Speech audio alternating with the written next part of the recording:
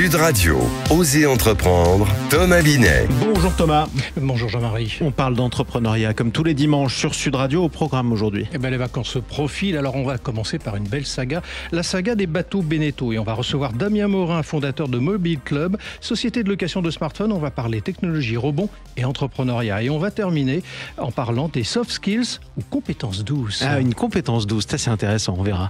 On va en parler dans un instant, mais avant ça, comme chaque semaine, en partenariat avec le magazine Entreprendre, vous nous présentez la saga de la semaine, les bateaux Beneteau.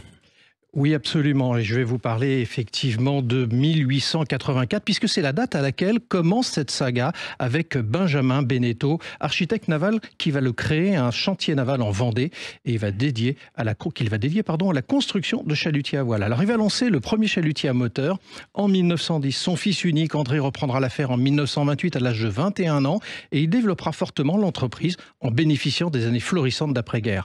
En 1964, c'est Annette Beneteau-Roux qui reprendra le gouvernail. Elle fera un choix stratégique en orientant la société vers la pêche promenade et plus vers la pêche pure et dure comme elle le faisait avant, anticipant le marché de la plaisance. Du coup, Beneteau deviendra en 1982 le leader mondial de constructeurs de voiliers. Mais alors, comment la marque va évoluer dans les années 90 ? Elle a beaucoup grandi et rachète de nombreuses marques, dont Jeannot, qui est bien connu et devient ainsi un groupe. Mais la crise gronde et Beneteau va devoir se battre et rencontrera comme d'autres des difficultés. Cependant, elle les surmontera. Ouais, et aujourd'hui, elle représente quoi ? Alors aujourd'hui, Beneteau, c'est 8000 collaborateurs, 23 sites de production, 21 marques pour un chiffre d'affaires de 1,7 milliard d'euros. Ils viennent d'investir dans une société suédoise qui s'appelle Candela et dont l'idée est de faire voler les bateaux afin de préserver la mer. Ce serait formidable en tout cas. Merci beaucoup Thomas.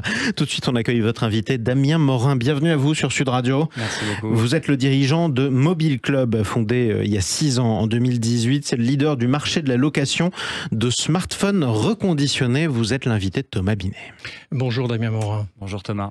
Damien Morin, on va parler dans un instant de Mobile Club. Mais avant, on vous a surtout connu, peut-être que le commun des mortels ne s'en souvient pas, alors on va lui rafraîchir la mémoire, en 2013 parce que vous avez créé une société qui s'appelait Save, spécialisée dans la réparation de smartphones. Vous étiez devenu le leader européen grâce à une croissance explosive avant l'implosion avec un redressement judiciaire à la clé.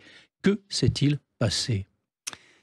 Comme beaucoup de startups, on était très financé avec des financements externes. C'est ça qui nous a permis d'ailleurs de réaliser ce type de croissance. Pour rappel, pour quelques chiffres, on a démarré en 2013. J'étais très jeune à l'époque, j'avais 22 ans. En 2015, 3 ans plus tard, il y avait un peu plus de 500 employés et on avait 150 magasins. Et on n'a pas rencontré la rentabilité sur tous nos points de vente, ce qui nous a amené à restructurer la société en 2016, à amener la société de nouveau à être rentable fin 2016 et la revendre début 2017. Alors on dit souvent que trouver des nouveaux marchés, trouver des clients, c'est très complexe. Mais en fait, ce que vous nous dites ce matin, c'est que la gestion de la croissance, c'est un autre sujet, mais pas moins complexe. Exactement. On a quand même tout de même pas rencontré le succès sur tous nos magasins. Donc ça a quand même été un sujet de trouver nos clients. Mais c'est vrai que si on veut créer des très grosses organisations rapidement, il faut les financer. Alors malgré le redressement judiciaire, vous l'avez quand même revendu. Vous l'avez revendu en 2017 pour 12 millions d'euros. Donc vous êtes peut-être pas totalement retombé sur vos pieds, mais c'était quand même amorti tout ça. Exactement. On avait la chance d'avoir des magasins. Donc l'exercice de restructuration était assez simple. Il y avait des magasins rentables, des magasins pas rentables. On a juste conservé les magasins qui étaient rentables, fermé les magasins qui n'étaient pas rentables. Et du coup, on avait un ensemble qui était de nouveau vendable sur le marché en 2017. Alors à l'américaine, souvent on voit les investisseurs, ils se trompent une fois, on leur dit est-ce que vous avez compris de vos erreurs avant de vous accompagner sur une autre aventure. Vous avez fait le bilan de toutes ces situations avant de lancer Mobile Club dont on va parler dans un instant ? C'est difficile pour moi d'en faire vraiment le bilan et de se dire, 2010, j'ai eu cette première aventure entrepreneuriale, maintenant je vais me lancer dans une nouvelle, quelles ont été mes erreurs ? Parce que quand j'ai lancé Save, j'avais 22 ans, quand j'ai terminé, j'en avais 27, j'ai été dirigeant d'une boîte de plus de 500 employés, donc en fait j'ai appris un nombre de choses tout du long de l'aventure qui m'ont permis du coup d'être pertinent sur cette deuxième boîte. Est-ce qu'il y a un enseignement particulier que vous avez quand même ressorti de ça ?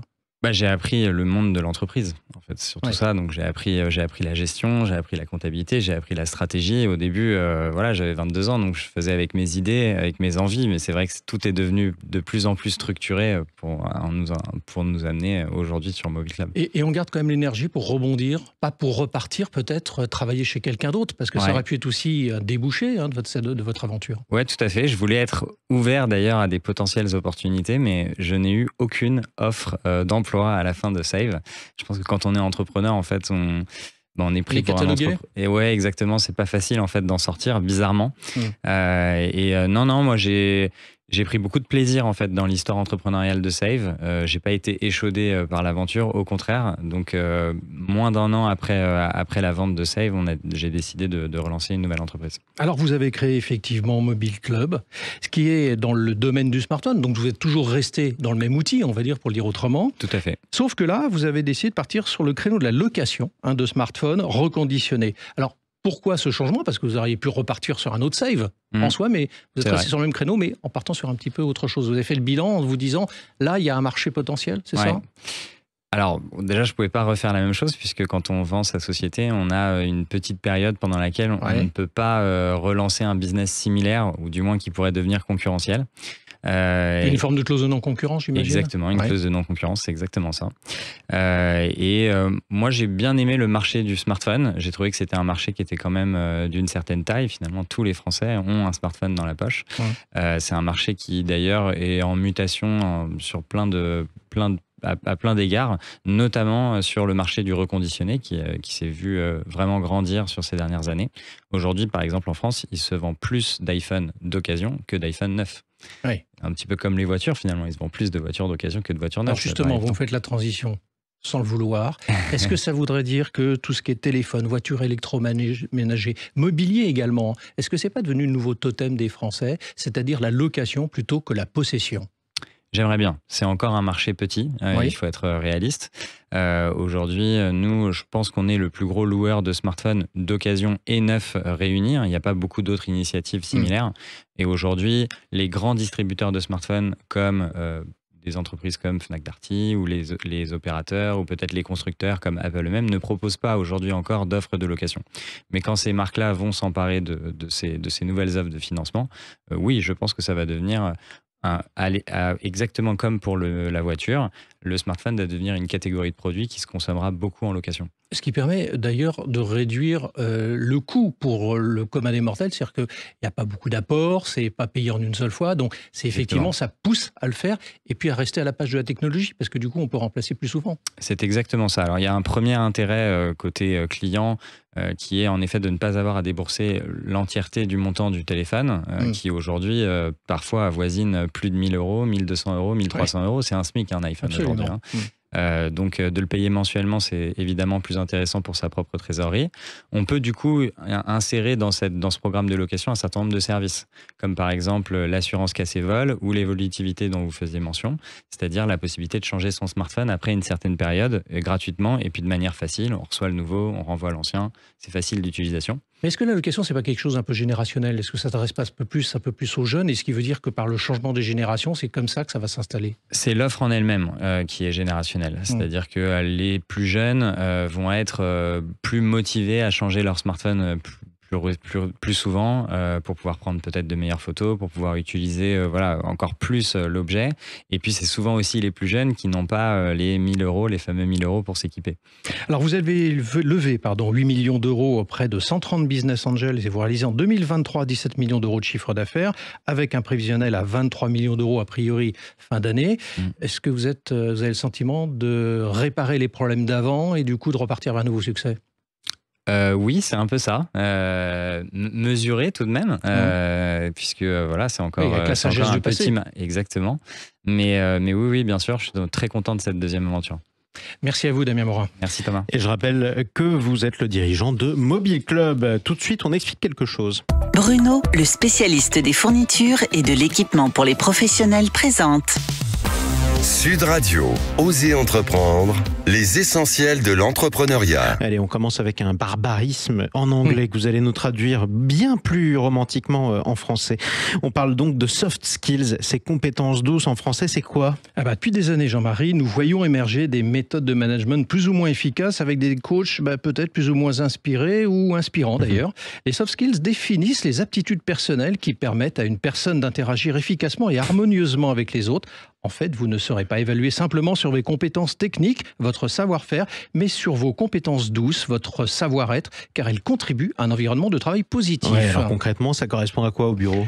Tout d'abord, la liste est infinie. On peut tout y mettre et on y met d'ailleurs souvent un peu tout. On parle ici de créativité, c'est-à-dire penser autrement en générant des idées, des solutions innovantes, de travail d'équipe pour collaborer avec d'autres, d'adaptabilité, de flexibilité pour s'ajuster aux nouvelles situations, d'intelligence émotionnelle pour comprendre et gérer ses propres émotions et celles des autres de son équipe, de résolution des conflits pour désamorcer les désaccords. Ouais, un bon camarade, quoi. Est-ce que c'est une méthode fiable ?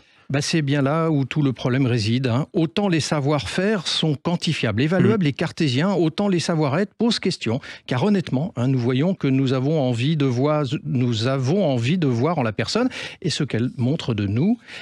Tout cela peut amener à la manipulation des uns par les autres. Absolument. Vous en pensez quoi du coup ? Intéressé et interrogatif. Même si l'époque... Je suis intéressé et interrogatif. Oui. C'est dit avec beaucoup de douceur. Oui, mais je vais vous dire pourquoi. Parce que même si l'époque pousse au bien-être en entreprise, faut-il choisir entre les deux, le savoir-faire et le savoir-être. Moi, je crois au bon équilibre à réserver et à respecter. Ne dit-on pas que tout est excessif devient insignifiant? Exactement, on en reparlera en tout cas. Allez, merci à vous Thomas Binet, on va vous retrouver dans un instant. Osez investir, on parle de... On va investir dans les PME, voir c'est comment très ça marche. Bien. Comme ça, on va créer de l'emploi. À tout de suite.